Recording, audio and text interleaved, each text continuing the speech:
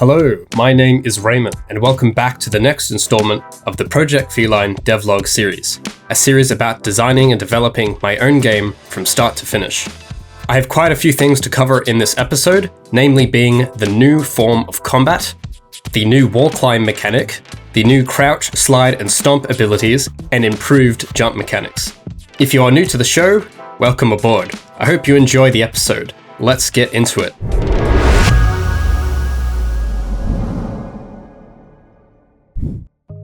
The first topic I'd like to bring up this episode is the sliding and shooting mechanics from the previous episode. After some more playtesting of the two, I felt like shooting still didn't feel quite right, even with the sliding in place. I found that too often I had to stop sliding to be able to get reliable accuracy while shooting. And this stop and go dynamic, I think, was taking away from the experience that I wanted. So my first priority for this next iteration was to amend this issue. After the release of the previous episode, I spent a few days fine-tuning the slide to allow for things like steering and drifting. However, it still made shooting very difficult. So I instead chose to rethink the combat of the game, or consider if there should be any at all. I mean, would removing shooting benefit the experience? Maybe it does, maybe it doesn't, I don't know. So, what I decided to do was to consult my list of core pillars that I have for the game. If you're not familiar with the term core pillars, it's a term often used to describe what core features or things that the experience should deliver on, or what the experience should be about. The best example I've seen of this is in the Ratchet & Clank franchise. The developers, Insomniac Games, have openly stated what their core pillars are for the entire franchise.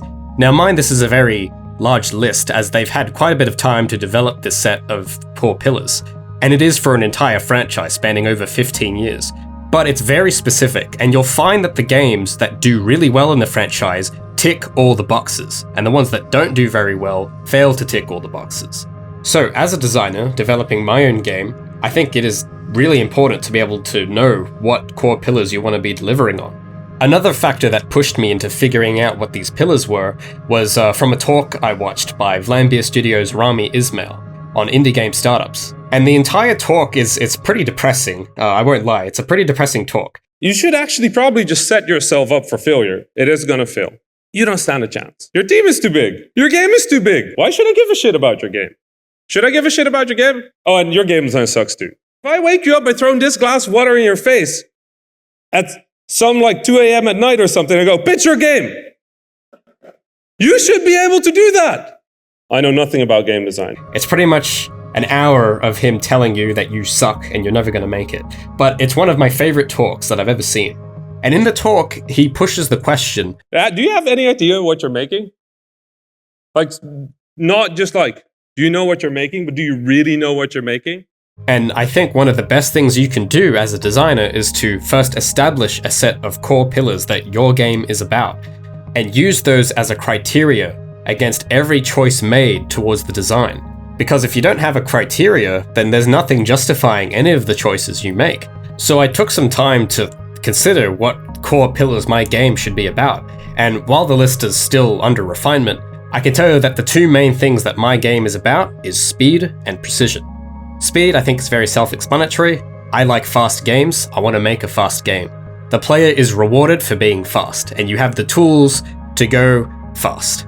All the mechanics should facilitate that. Precision, however, was a bit vaguely defined at first, and I think learning through implementing things like shooting and sliding helped me get an idea of what I didn't mean by precision. While things like aiming and shooting do require some amount of precision, I think a type of precision that might work better with speed is precise timing. And that's, I think, what I've now made precision to mean in these core pillars. Some examples of precise timing might include things like hitting the right buttons at the right time to perform a certain action. I also found that the games I enjoyed that were very fast-paced used a lot of this to keep me on my toes. So in pursuit of developing a mechanic that used precise timing, I developed the kick ability, which is a means of attack and traversal. This ability requires no aiming, and it deals a heavy amount of damage to close-range targets. Let's walk through how it works. Performing a kick will launch the character forward for a bit, helping the player to get close and personal with enemies. A kick can also be performed in mid-air, and this launches the character even further than it would on the ground. and this can be used for many different purposes, such as crossing large gaps, moving closer to nearby walls to perform a wall ride, or getting close and personal with enemies in mid-air. I used a mix of both blueprint and animation systems to develop the kick. When the player inputs the kick button, which I currently have mapped to left mouse or V on the keyboard, it'll initially launch the character forward along the ground, and it plays an animation. I used the animation montage node to play the animation on top of the existing animation behavior. And in the animation itself, I used the AnimNotify event to call an event when the foot reaches the apex of the kick that calls a function in the player to deal melee damage. The advantage of doing it this way is that it gives me precise control over when in the animation I want it to apply the damage. I don't necessarily want to apply it straight away, as the foot still might be on the ground, so I only want to apply the damage once the foot is up in the air performing the swinging kick action that you see. And the final result you get is a precise swinging kick attack. You can also mash the button, which will repeat the kick as many times as you press it. I hope you guys enjoy. The next new feature I want to talk about today is the wall climb. I had a lot of people in the last episode request that I make some way for the character to be able to grab onto ledges when reaching the top of a wall. I agree that it would be a good feature to put in. I think it would also make a lot of sense to have a feature like this, especially in a game with such a focus on movement. So I thought to try it out. But what I ended up doing was creating a system that allows the character to climb up the walls.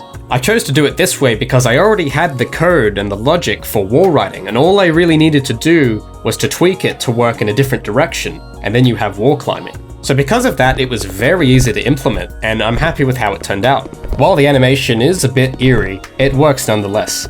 What now happens in the game is that if the character approaches the wall straight on and holds the jump key, the character will climb up the wall for as long as the jump key is held. If the character approaches the wall from the side and holds the jump key, then the character will perform the normal wall ride function you've seen from previous builds. So there you have it really for the wall climb. I hope that the introduction of this new feature helps make traversal around the map just that little bit more fun. The next thing I'd like to bring up this episode is the changes I've made to the slide mechanic from the previous episode. This mechanic seemed a bit overpowered initially, and the movement also felt a bit unnatural and rigid. I think this mechanic still has a place in the game, but it needed some retweaking. So what I chose to do about that was to change the slide to work more like a tactical slide from your standard first-person shooter.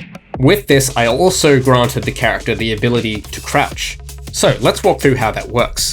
Now, if the player inputs the crouch button, the character will perform a crouch. But if crouch is pressed while the character is moving, then a slide is performed instead.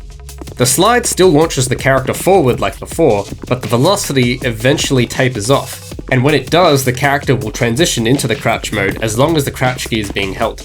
While crouched, the character moves slower but can reach under small gaps that would normally be too short to travel through. If the crouch input is pressed while the character is airborne though, the character will perform a stomp, which is something I did talk about last episode but hadn't yet implemented. When a stomp is performed, the character will plummet downwards really quickly and stop all horizontal movement. I think the stomp can be very useful if the character needs to get to the ground quickly. Let's say, for example, you wanted to get to a ledge, but the kick jump would send you too far forward. If you time it right, you can ride the slipstream of the grav train past the sea grid traffic. If you time it right, you could stomp into the ground at just the right moment before falling off the edge. And of course, while sliding, you can still perform the slide jump, which was a feature I think did really well in the last build. I think the slide jump has been improved a bit and conforms better to that precision timing I was talking about before. Because the slide's now limited, you have to time your slide jump quickly, and doing so will reward you in that huge boost of momentum. I also thought to try out adding a double jump to the character's toolset. Double jump works by launching the character upwards while in midair, and this can only be performed a limited amount of times until the character lands. But the count for this can be reset when the character performs things such as wall riding or climbing. So there you have all the new features. These are all available and in full effect in the current build of the game, available via the link in the description. Be sure to check it out and feel welcome to leave your thoughts and feelings in the comments below. So, the final topic I'd like to bring up this video is a quick channel update. Thanks to all the support from you guys, this channel has now reached over 1,000 subscribers, and I'd like to take a moment to thank each and every one of you that's been following the journey so far. and for supporting the journey with your feedback and comments on the videos. So with all this growth in the channel, it's made me want to take this project a lot more seriously. So I've made the decision to open a Patreon page if you'd like to help further support the channel. I'm still very new to Patreon, of course, so at the moment I've just set up a simple $1 tier if you want to show your support for the channel. I really enjoy making these videos, however, I don't always have all the time to make them. So if my videos have inspired you in some way or brought some sort of value to you, and you'd like to see more of them, then $1 can go a long way in helping that happen. So if you'd like to show your support to the channel, I've linked my new Patreon page in the description of this video. And as always, if you'd like to see where this game goes next, be sure to subscribe to the channel so you don't miss the next episode. If you'd like to see more frequent updates on the game, be sure to follow my Facebook, Instagram, and Twitter pages. And you'll now find me, as well as a bunch of other great developers, in the new Devlog Lads Discord server, which I'll link down below. So that'll wrap it up for today's episode. Thank you again so much for watching, and I'll see you next time.